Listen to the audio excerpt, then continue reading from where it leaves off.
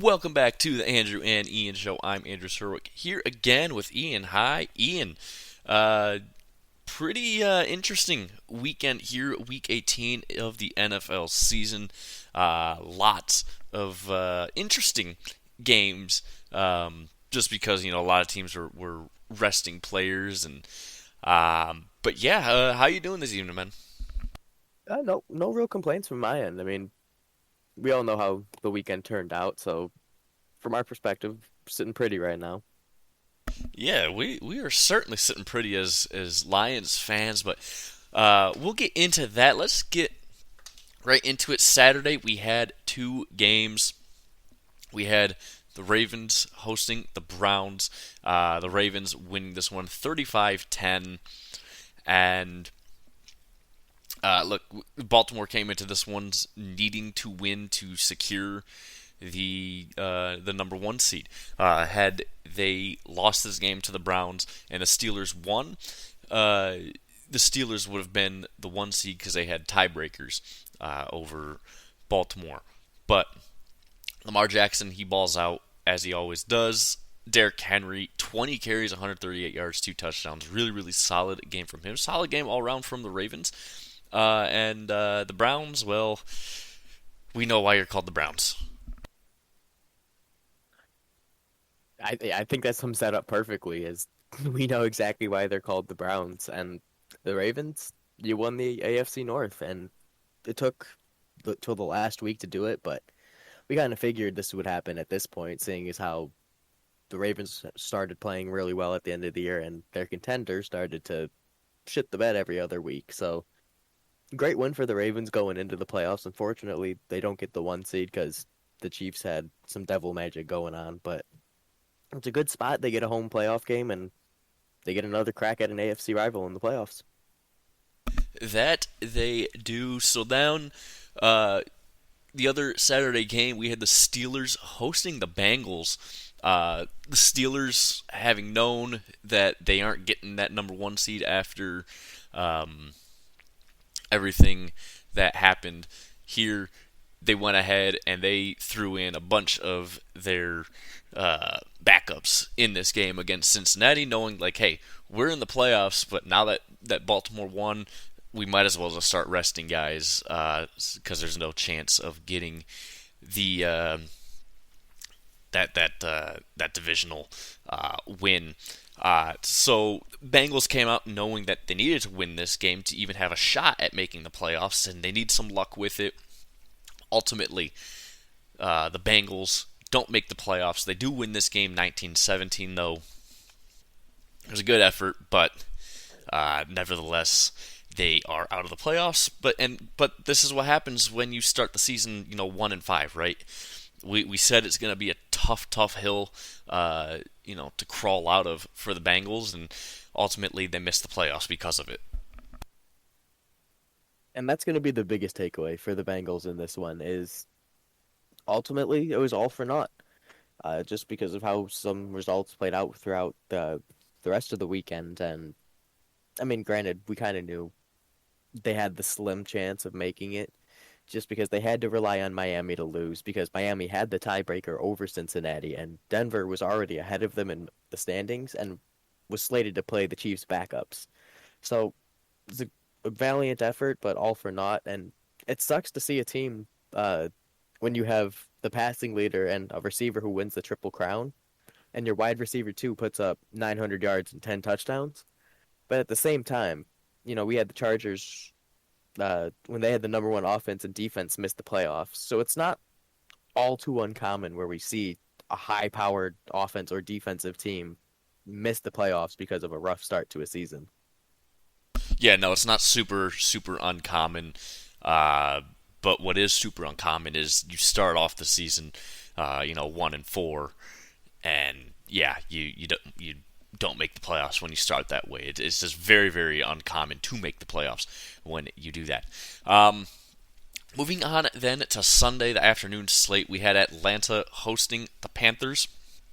The Panthers winning this one 44-38 in overtime, eliminating the Falcons from the playoffs. Atlanta needing a win plus a Tampa Bay loss to get themselves into the playoffs to win their division.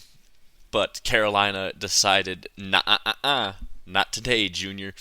And they get themselves a nice win here and crush the hopes and dreams of all Atlanta fans. You just hate to see it.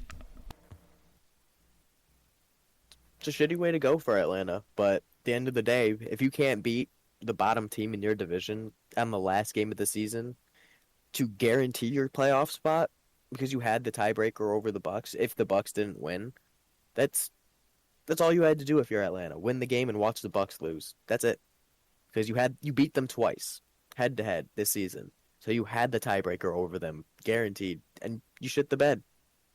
It Bryce Young was going crazy on them. He had two passing touchdowns, one rushing touchdown, I believe. Just phenomenal day from him. And I mean, Atlanta led the stats across the board with Penix outpassed Bryce Young. Bijan Robinson had the most rush yards in the game. Drake London had the most receiving yards in the game. And, Bijan had two touchdowns on the ground. Drake London had two touchdowns through the air from Penix. It wasn't enough for them to win this game. They lost to the Panthers in overtime with the playoff spot on the line. That's the bottom line. And you can say, Penix is a rookie quarterback, blah, blah, blah, blah, blah. He still threw for 312 yards and two touchdowns in this game. He's a better option than Kirk Cousins, and they probably should have started him earlier. No, they should have, and I think for me the bigger problem wasn't necessarily Atlanta's offense. Atlanta's offense played well. I mean, like you said, for Penix, he threw for over 300 yards. He did throw a pick, but he also threw two touchdowns. Bijan Robinson rushed for 170 yards and had two touchdowns in this game as well.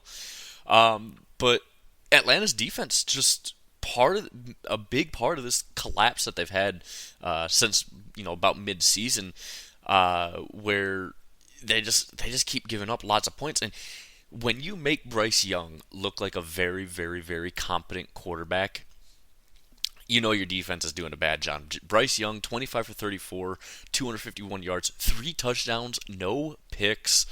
I mean, yeah, when you're making Bryce Young look like a very competent quarterback, your defense is really fucking wrong. Like there's something wrong there.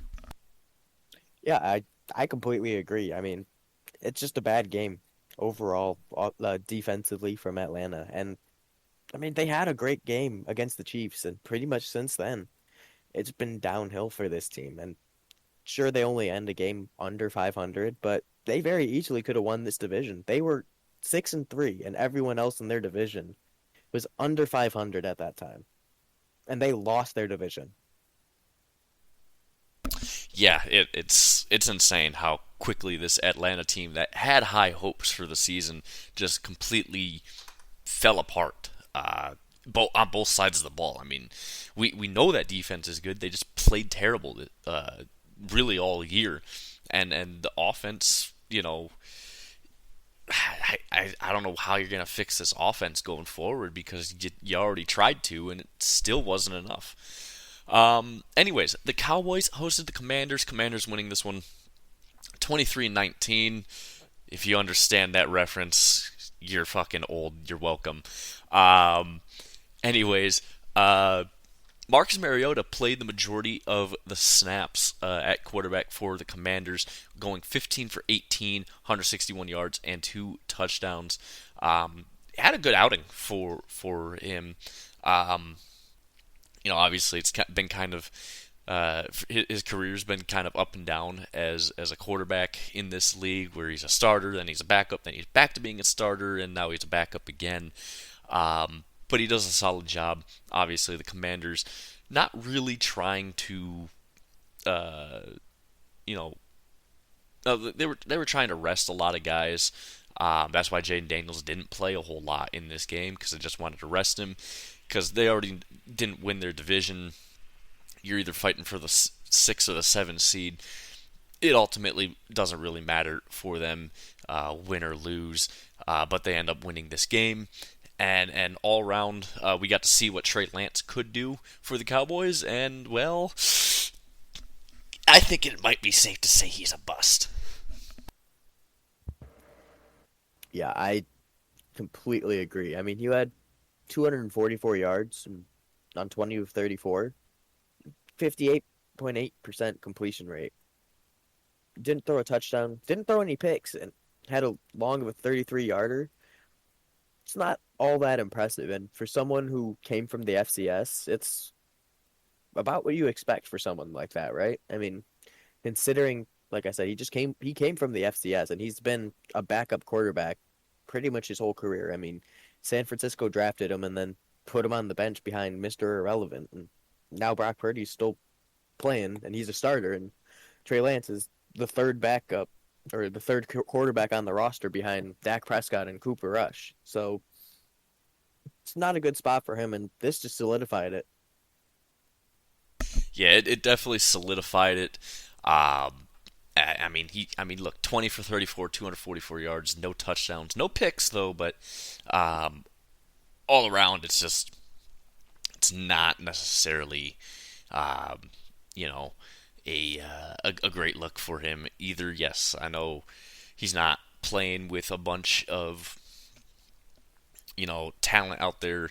CeeDee Lamb obviously hasn't been playing, so didn't have him to throw to, but still, man, uh, got to hit your target still. So, anyways, the Packers hosted the Bears. The Bears winning this one 24-22 in a game that I would describe as just the Packers just saying, "Meh, fuck it, whatever. We'll take on Philly." Next week. Malik Willis went 13 or 10 for 13 in this one with 136 yards. Um, and that's really all it was. Josh Jacobs just 6 carries on the game for Green Bay as well. He did score a touchdown though, but ultimately it didn't really matter. The Bears end up winning this one 24-22. They end the season on a high note. They end that losing streak that they were on since starting the season, all 4-2. They went and lost every game until this weekend. So maybe something positive going forward for the Bears, but now it's just a matter of, all right, who's going to be your next head coach here? Hang the banner. The Bears won a game to end out the year, and they beat the Packers, no less. It's about as good as a win as you can get if you're the Bears. I mean, especially considering the situation they're in. They can't get the number one overall pick. Sure, if they lose that game, they're in better positioning, but at the end of the day, 5-12, 4-13, it's not really much of a difference. Getting that win against a rival in Lambeau, no less, it's something to build on or something to use as, a learning lesson saying, hey, you guys have this. You guys have this potential to do this. And you have all of these games that they had this year where you can look at these for specific players or even specific units, like specifically their defense. They've had a lot of good defensive games, and they just can't finish, whether it's ineptitude from the quarterback or the former head coach now, or, kicking woes, which is, what we've known the Bears for. They won on a walk-off field goal. They actually kicked the field goal and made it. And sometimes that's just how it goes. That's the difference between winning and losing a game. And that's what we've seen with the Bears is they were a blocked field goal away from beating Green Bay the last time. And they got him back. Right, they were a blocked field goal away from beating them last time, but they get their little bit of revenge. They end on a high note though, and I think that's very important, at least for Caleb Williams and how he develops as a quarterback in the future. Yes, he's gonna probably have a new head coach next year, unless they decide to keep whoever they have at their interim head coach there. But I highly doubt it. But at least for Caleb, I think it's something positive for him to just finish off the year with a pretty strong game too. I mean, 21 for 29 with 148 yards isn't really a great game, but it's still a win, and I think that will help you develop as a player going forward. The Titans hosted the Texans. The Texans, resting all their starters, still get the job done. 23-14 in the win here.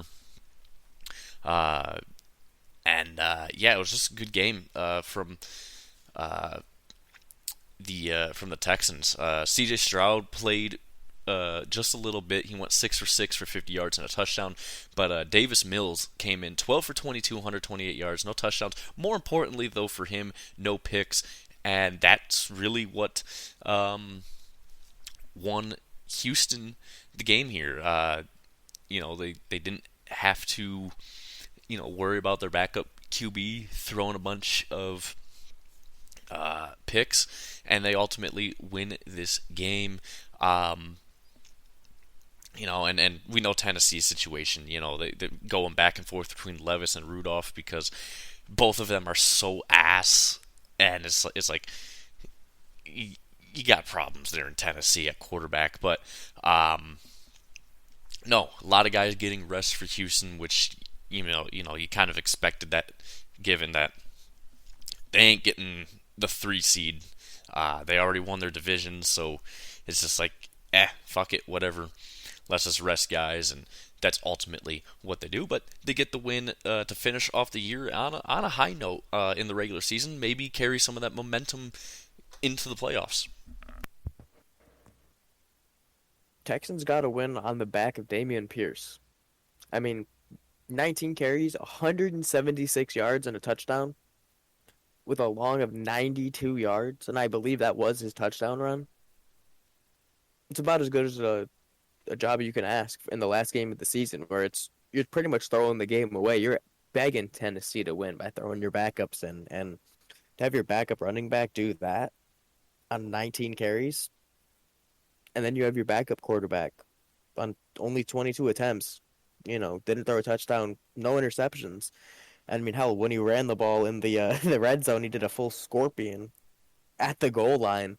I mean, that's a good situation for the Texans. I mean, their guys are willing to literally put it on the line out there, and it's good that they're not walking away with injuries. And they won a game where, respectfully, they didn't want to win because they were resting guys.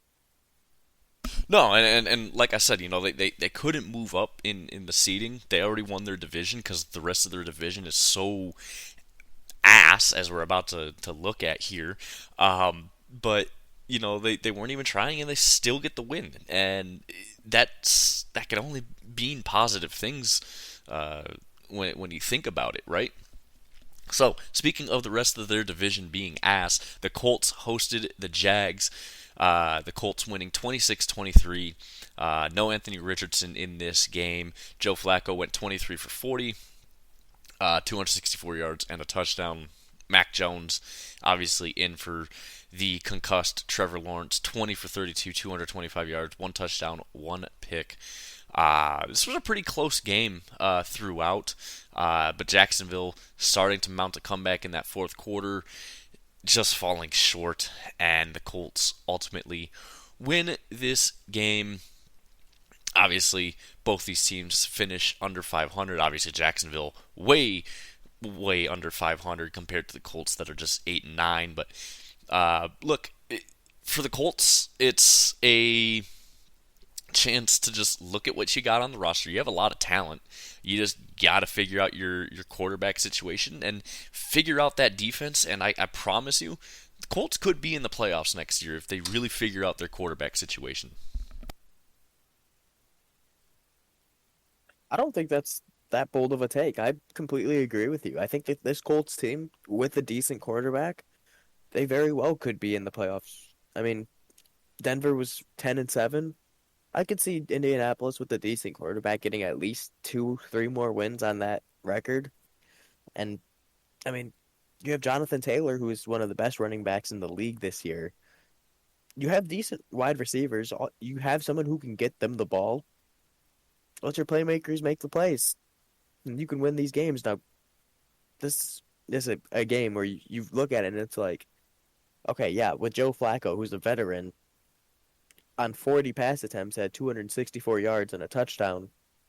It's like, okay, so you understand that your weapons are limited, especially when you have an old man throwing the ball, pretty much. At the end of the day, the Jaguars are bad. It shouldn't take overtime to beat them, especially in the last game of the season. No, it definitely shouldn't. But yeah, Colts just you work on that defense, you get a good quarterback, and you can definitely make the playoffs next year. You can challenge the Texans next year, although the Texans will be obviously looking to get better, especially on the defensive side of the ball. The Patriots hosted the Bills. The Patriots winning this one, unsurprisingly, 23-16. Bills obviously not able to get the 1 seed because they're just too far back from Kansas City. Even if they win this game and Kansas City lost like they did, they still get the number 2 seed in the AFC. So obviously, they threw out Mike White he who went 3 for 11, and then they had Mitch Trubisky go 15 for 21 with 101 yards and a touchdown. Um, they mostly relied on Ray Davis on the ground. James Cook did play, but he only had 10 carries. New England, though, you got to see what you have in Joe Milton this week. They only let Drake May throw it one time and he went 0 for 1. But they saw what they could have out of Joe Milton, who went 22 for 29, 241 yards and 1 touchdown.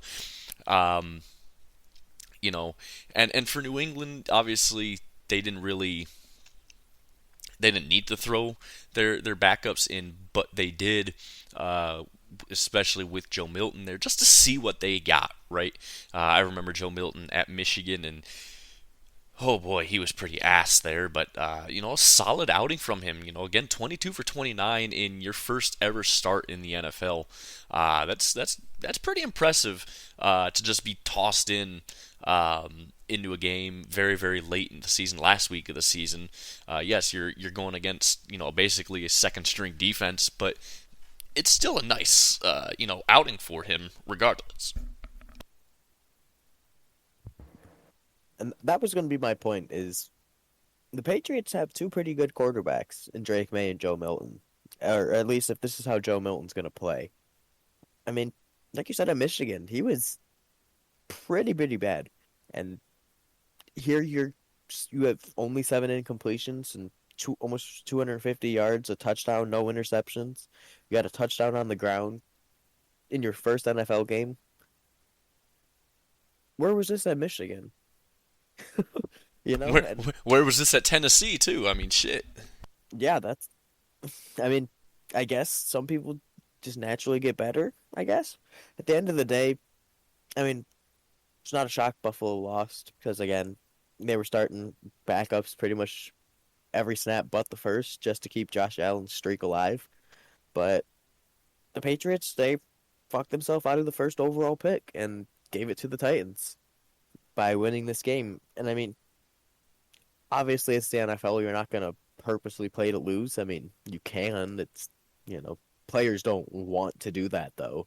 And it's nice to end your season on a high note, but you'd like to see a better record than 4-13 for the Patriots at the end of the day. Right. Well, I mean, as a lifetime Patriots hater, I love to see that record, right? But Oh yeah. it's like too. It's like what I took away from this game, at least for New England, is they see what Joe Milton can do at this level. Yes, Drake May is your future, but if Drake May, God forbid it doesn't happen, but if he goes down for 3 or 4 weeks next year, Joe Milton might be a solid backup to have in there, and you can have him win you a game or two if you're trying to maybe make the playoffs. Although I don't think at this point in their rebuild that's what they're trying to do, but um, ultimately, um, you know, that's what they have. I believe they also fired their coach this weekend, if I remember correctly. They fired Gerard Mayo, yeah. So They did, yeah. yeah, but you know, okay, fair, but you're kind of in a rebuilding year, so why are you firing him anyways? Like, didn't you just hire him too? Like, you're not gonna get results right away, dude. I'm Yeah, especially with their situation. I think it was pretty shitty, but I don't know if you saw the take or not, but someone said that him being fired was borderline racist, or some of the stuff about it that he was hearing is borderline racist. And I was like, bro, your team just went 4-14 or 4-13. It's not, you know, he's black. he's bad as a head coach, and I don't think it should have cost him his job. Like you said, they're in a rebuild, but yeah, if you're judging this and saying he got fired because he's black, that's a problem, and maybe change as a person. Yeah, that's what I'm saying, right? Is like, dude, that's such a pathetic take. But honestly, I don't understand why they fired him. I mean, they just hired him like 2 years ago. You're not going to get results right away, especially when you're not drafting other good components. I mean, that offensive line is terrible, and you did not address it at all in free agency or in the draft this past year. But yeah, go ahead, blame your coach for that, you know. But yeah, whatever. The Eagles hosted the Giants. The Eagles winning this one 20-13. Drew Lock had a Drew Lock game. 22 for 29, 138 yards, one touchdown, one pick. What do you expect? Tanner McKee came in and played the entire game for the Eagles, going 27 for 41, 269 yards, and two touchdowns. Saquon did not touch the ball in this game, so no record for you. But even if you did get it, you still don't have it, in my opinion. In my opinion, O.J. Simpson still has the record because he did 2,003 yards in 14 games. So to me, that's the real record, right? Um, but anyways, Philly playing their backups in basically every single position on both sides of the ball, and they still ultimately win, which just tells you how bad New York really is. It's about as bad as it could get for New York at this point. Not just you have one of the worst football teams in the NFL. Not only did you lose this game to Philadelphia, you still didn't get the first overall pick. So you lose the game starting your starters against Philly's third string quarterback and their backups across the board, and you lose that game. You don't get the number one overall pick at 3-14. That's the most New York thing ever. That that sums up the Giants in one in one fucking take, I'd say. It's about as good as it gets for the Giants. Yeah, that's that's literally all it is. The Bucks hosted the Saints. The Bucks winning this one 27-19. The Bucks obviously knowing that they have to win this game to make sure that Atlanta doesn't take the one seed from them. Had this been a 4:30 game, they probably would have rested all their starters, having watched Atlanta completely shit themselves, and they could have just rested starters because even if they had lost, they'd still be at the number one spot in that division. But ultimately, they play their starters. Baker Mayfield goes 21 for 32, 221 yards, two touchdowns, and shocking to no one, one pick. Um, Obviously, solid game from the Bucks. Mike Evans, 9 receptions for 89 yards, no touchdowns, but leading that team in receptions and yards. Bucks they get their division championship yet again. I believe that's like 4 or 5 in a row now, something like that for them. Uh, and yeah, there's really not a whole lot to take away there, other than like just good luck in the playoffs. My biggest takeaway from this one is that the Bucks had the balls to get Mike Evans his incentive on the last fucking play of the game. They didn't have to. They could have just kneeled it out and won the game. But no, they decided to throw a pass to him and reward one of their best franchise players in history. And he rewards them with his 11th season in a row, hitting 1,000 yards or more receiving and tying Jerry Rice as the only other player to do it. Anytime you're on a list with Jerry Rice, it's a hell of a list to be on, Yeah, that's especially if that's a it's hell of a just list Jerry to be Rice right. on that list. And now it's Jerry Rice and Mike Evans. You got to give the man his flowers. Yeah, no, solid year. Missing all that time this year as well due to injury. I believe it was 4 games he was out, and still to cross over the 1,000 yard mark. Um, but and I want to talk about it when we get to the Lions game. That 1,000 yard mark in receiving. You know exactly where I'm going with this because we talked about it in our group chat earlier. Oh yeah, But it's insanity. right. Uh, but anyways, yeah, no. Way to get his contract incentive on the very last play of the game. You'd love to see it. The Broncos hosted the Chiefs. The Broncos win this one 38-0. And you expected this, right? The Broncos knew, hey, we win this game, we're in. Bengals are like, please just find a way to fuck this up against backups. Ultimately, the Broncos win. They get themselves a ticket punched to the playoffs with it. Bo Nix, 26 for 29, 321 yards, 4 touchdowns, no picks. Again, he's going up against a backup defense, so you kind of expect that from a QB of his caliber, to have a great game like that. Chiefs, Carson Wentz went 10 for 17, 98 yards. They just could not get anything going with their backups. And then obviously their defense.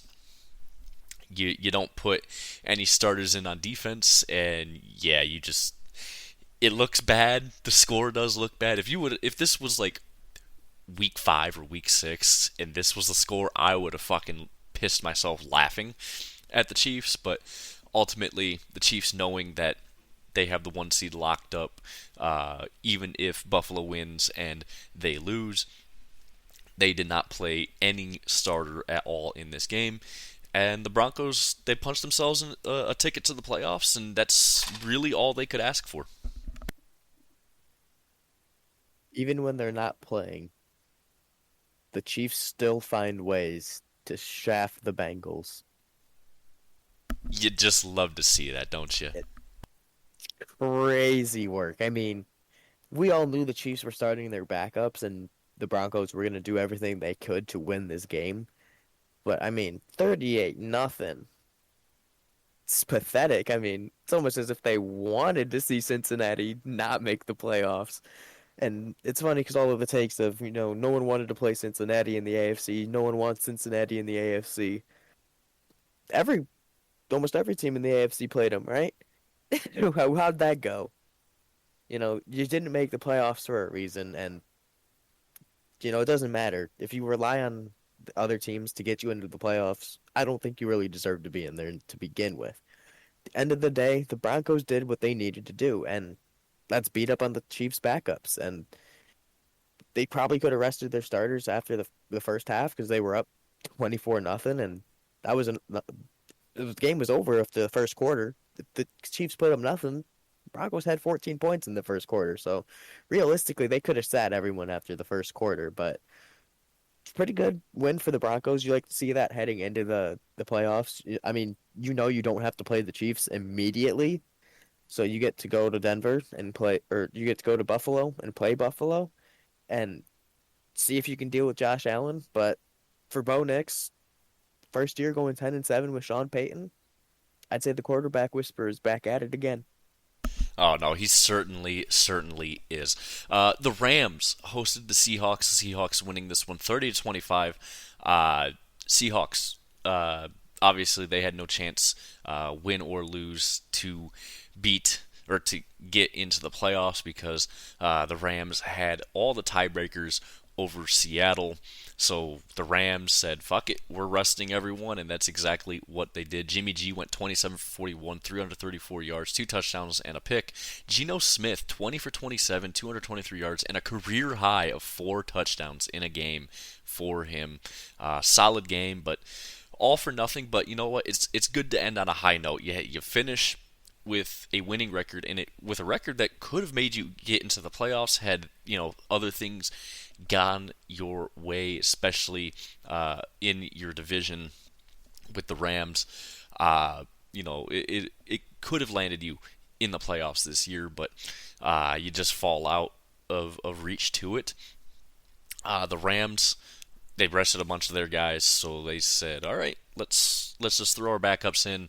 And they kept this one close, but ultimately the Seahawks win. And again, for the Seahawks, it's good just to have that end on a high note scenario with a team that is capable of making the playoffs. So it's nothing but positives really for Seattle, despite not making it. And the Rams, they're just getting prepared for the Vikings next week. I want to emphasize just how close these two teams were. The Rams at 10-7, so both of these teams 10-7, scored 367 points and gave up 386. Seattle scored 375 and gave up 368. And they missed the Yikes. playoffs. That's ridiculous. You score more points, you give up less points, and you miss the playoffs. I mean, granted, tiebreakers aren't off points, and you were 7 points away from beating the Rams in the first meeting this season. So you had moments where you could have won games, and especially if you're the Seahawks, you dropped a game to the Giants, 29-20. I'm looking at that game as the one where I'm like, okay, this was the bad game. Because up to that point, they were 3-1. They just came off a bad loss to the Lions, which, by the way, that was their only road loss this entire season. Was an ass whooping in Detroit. They were 7-1 on the road and missed the playoffs. They were 3-6 at home. And Seattle, normally a tough environment to play in. That's pretty surprising to me. At the end of the day, like you said, they end on a high note. It's what you want to see, although they would prefer to be on the flip side where they're playing Minnesota instead of LA. Yeah, I mean that's exactly what you want, right? You'd rather be in the playoffs, but at the end of the day, you still finish on a high note. You know what you have to do going forward to fix your team, and you can be right in the playoffs next year. The Jets hosted the Dolphins. The Jets winning this one 32-20. The Dolphins, having seen the Bengals win on Saturday, they knew that their chances were done because they needed both the Bengals to lose and the Broncos to lose to have a chance at making the playoffs. But as soon as the Bengals won, it didn't matter what happened with the Broncos because they were eliminated from the playoffs with that. But they still went out there. They still at least tried to do something. Ultimately, they come up short. Tyler Huntley went 25 for 41, 227 yards, one touchdown, two picks. Aaron Rodgers, a decent game from him, 23 for 36, four touchdowns, one pick. And ultimately, for both these teams, it means nothing. The Jets, you just basically lose draft stock, right? You just lose some draft position, but there's so many problems with the Jets that they're just going to be terminally in the bottom of the league forever at this point until ownership leaves. That's really the way I see it. This probably was Aaron Rodgers' last game in New York, and if that is the case, I mean, winning this game fucks you pretty hard if you're the Jets. You want to lose this game just so you have a better chance at getting a quarterback this year. Or, I mean, you wait until next year. At the end of the day, it's not a good win. I mean, you beat the Dolphins who weren't going to make the playoffs anyway. And sure, you want to end the season on a high note, but not with this team. You would much rather just end the season, get a better draft stock, and move on from Aaron Rodgers and that whole problem and just solve the drama of the offseason that you know is inevitably coming before it even happens. That's where you need to be as the Right. Jets front office right now. And here's the thing though, right? Is there's a lot of teams this year in the NFL that need quarterbacks. There ain't any good quarterbacks in this year's draft class. I mean, when your best answer is Cam Ward and Shador Sanders as your top two quarterbacks in a QB class, that's a bad QB class, a very very bad QB class. So it's going to be interesting to see who ends up actually taking quarterbacks this year, just because this is a terrible QB class. This might be the worst QB class that we've had in a very very very long time. But anyways, the Cardinals hosted the Niners. The Cardinals winning this one 47-24. And for the Cardinals, it's just a end on the high note sort of deal, right? Uh, Kyler Murray, 25 for 35, 242 yards, 4 touchdowns. Really, really solid game from him. He decided to put down Madden this week and actually be at practice, and played a very, very good game. Defense played a very solid game for them, and the offense all together played really, really well. Marvin Harrison Jr. finally getting more than 2 or 3 receptions in the game, or even 2 or 3 targets. Gets 6 targets, 5 receptions, 63 yards from him, and a touchdown. Finally getting him some production. Of course, too little, too late. Had they gotten him more, they probably would have, been in the playoffs this year. But ultimately, a good win for Arizona, all for nothing, but you do end on a high note, and I think that's very, very important for a lot of these teams this year, right? I mean, outside of the teams that are, vying for a top 10 draft pick, winning at the end of the year doesn't really matter because you weren't going to get a top 5 draft pick anyway.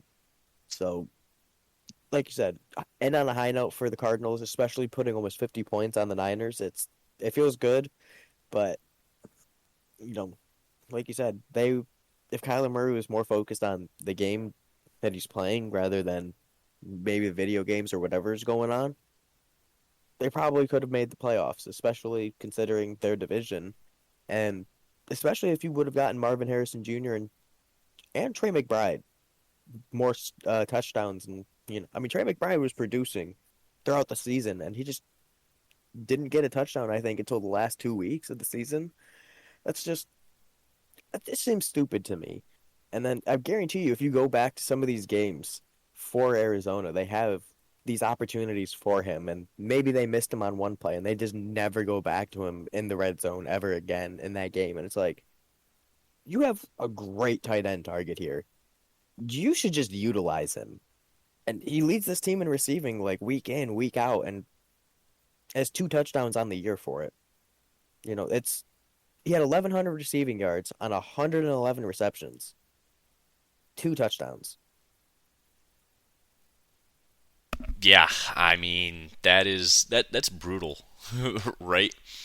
To have that much yardage this year, and only 2 touchdowns to show for it, really shows that, like, yeah, Kyler depended on Trey all year to get the yards downfield, but then once he got to the red zone, he's like, nah, fam. But yeah, no. Nice to see, obviously, Trey get another touchdown on the year to end the year. But yeah, it's just going to be a matter of what we can do going forward for this Arizona team, and can we get Kyler to play like that every single game next year? That's going to be the key. So then the one game that truly, truly, truly actually mattered out of all these games this weekend, for not only the division title, but the number 1 seed in the NFC. Loser takes the number 5 seed. The Lions hosting the Vikings. Lions win this one 31-9. Alex Anzalone came in to play for the first time since he got injured like 5 or 6 weeks ago now, and that defense looked completely different with him. They absolutely suffocated Sam Darnold. He went 18 for 41 for 166 yards, no touchdowns, but he didn't throw a pick. He was under pressure constantly. Aaron Glenn was just blitzing. Alex Anzalone in on that a lot of the time, completely taking away Sam Darnold's ability. Because here's the thing, Sam Darnold, he likes to hold on to the ball, right? He doesn't anticipate where his receivers are going to be. He doesn't anticipate his receivers being open. He has to see his receivers open first before he throws them the ball. And Aaron Glenn took full advantage of that and just kept him under pressure all night. And yeah, they did not look good at all offensively. And even when Sam Darnold wasn't under pressure, he was missing throws. I mean, he missed a wide open Justin Jefferson in the end zone. Uh, and you know, he wasn't under pressure, but he just completely sailed it over him. There was a lot of throws Sam Darnold made not under pressure where he just sailed it on guys. And you know, it's amazing that on some of those he didn't get intercepted. He almost did have an interception in the end zone because of Meek Robertson. Give this man some credit, man. He was one-on-one with Justin Jefferson pretty much all night long. Justin Jefferson, his stat line, 3 for 54, no touchdowns. When you're doing that as a typical slot corner for Amik Robertson, who's bumped out to the outside, and you're one-on-one with one of, if not the best, wide receivers in the league, and you hold him to just 3 receptions on 9 targets, that's incredible. He was all over Justin Jefferson all night, and he played an amazing game. Really, that Lions defense looked the best that it's had since Hutch went down. Honestly, that was probably the best game that Aaron Glenn has ever coached in his life as a defensive coordinator for the Lions. Really solid game. Jahmyr Gibbs, though, solid game from him. 23 carries, 139 yards, 3 touchdowns. He also had a receiving touchdown for this Lions team. Jared Goff, 27 for 33, 231 yards, 1 touchdown. He did throw 2 picks. One of them not his fault because Jamison Williams just decided to not run. He just completely stopped, or he lost the ball or something. But yeah, a bad pick that wasn't on Goff. The other one was on Goff, but it is what it is there. But yeah, just your thoughts on this game for the Lions. This is exactly how you wanted it to go if you're Detroit. I mean, you said it. Amik Robertson one-on-one with Justin Jefferson pretty much all game, holding him to 3 receptions on 9 targets for only 54 yards, and you got 31 of them. If you're Justin Jefferson, you got 31 of those yards in 1 reception. You got 23 more yards through 2 more receptions on Amik Robertson, who is 5'8". Did you hear the quote he had after getting the game ball in the locker room? Oh yeah, it was the most hardcore line ever. Just raw aura coming from that man. Talking about they tried to bury me, but you can't bury what came from the fucking dirt. Yep. Just straight the fuck up.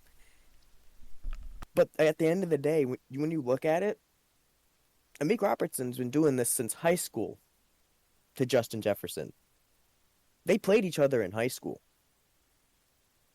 They've done this against each other before. Right. He's a familiar opponent, and he played ball. And I agree wholeheartedly. This is probably Aaron Glenn's best game as defensive coordinator for the Lions. You held the Minnesota Vikings to 9 points. And 0 for 4. 0 for 4 in the red zone. 0 for 4 inside the 5-yard line, too.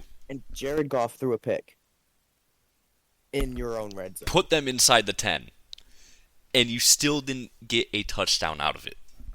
Yet another game for the Lions where they lose the turnover battle because Goff throws more interceptions. This team is looking damn near unstoppable at times.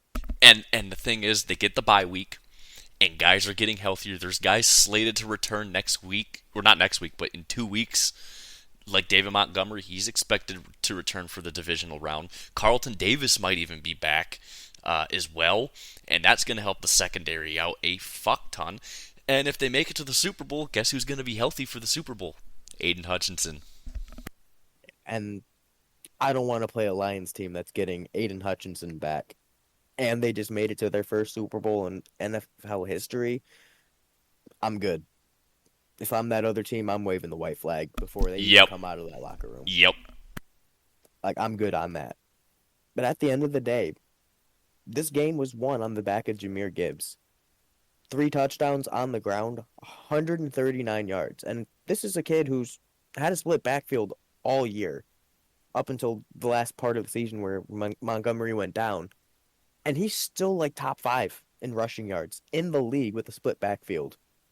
And we're seeing what he can do by himself. And he is just a dominant force. And then you combine that with Jamison Williams, who, on the least amount of receptions in the league this year at 58, had over 1,000 yards. Not a Yep. single receiver had less receptions for over 1,000 yards than him. Yes. Yes. So that's what I wanted to get into, right? Jamison Williams, 1,001 yards on 58 receptions. The only player in the NFL with 1,000 yards and are under 68 receptions. The next closest is Calvin Ridley, who had 64 receptions for 117 yards. That is insane production for Jamison Williams, averaging 17.2 yards a carry or reception because of his speed. I mean, he's one of the fastest receivers in the NFL. We want to talk about Xavier Worthy and his speed, and he does have speed. Don't get me wrong. I think Jamison Williams is faster, dude. Like, we don't know what his 40 time is because obviously he didn't have a combine with that ACL tear. But I believe he could probably run a 4.140. Like he is that fast. Yeah, and speed is killer in pretty much any sport you play. If you're fast, you can't really teach that. You can train and condition yourself all you want to be faster. But people who are just naturally fast can do the exact same thing. And if they're naturally fast, they already have a better building block to build off of. And Jamison Williams just might be the fastest player in the NFL. Yeah, I genuinely think he is the fastest player in the NFL. Although Jahmyr Gibbs might also have something to say with that because that man is also ridiculously fast. Also, shout out Zadarius Smith. You finally got a fucking sack. You have been very underwhelming this year, but yeah, you finally get a sack for the first time in a few weeks, so good on you there. But yeah, no, Lions, they clinch the 1 seed. They get the much, much needed bye week, and that sets them up perfectly for the playoffs because they're going to get very, very healthy with this bye week. Again, David Montgomery should be back, and he is the true motor of this offense for the Lions. And you might have Carlton Davis back, if not for the divisional round, you have him for the conference championship game. And then if you win that, you're getting Aiden Hutchinson back. So, I mean, Aiden Hutchinson was on the sideline for this game as well, and he was talking up his guys on that defense, and I think that made them want to play a hell of a lot more too, because you get Anzalone back, who is a big heartbeat on that defense, but then you have Aiden Hutchinson finally on that sideline. It just came all together for the Lions this week, and man, we're excited as Lions fans. But anyways, guys, that's going to do it for us today. Obviously, there was no college football to talk about this weekend, or yeah, this past weekend, but this coming weekend on Thursday, we're going to preview the 2 college football playoff games that we have left on the year, on top of previewing all the playoff games this weekend in the NFL. So with that said, rate, review, subscribe, help us out. Let us know what you guys want to see more of. Follow us on Twitter or X at The Andrew and Ian Show. Check out our YouTube page, of course. Keep sharing the podcast, guys. Thank you guys again so much for listening, and we will see you guys on Thursday.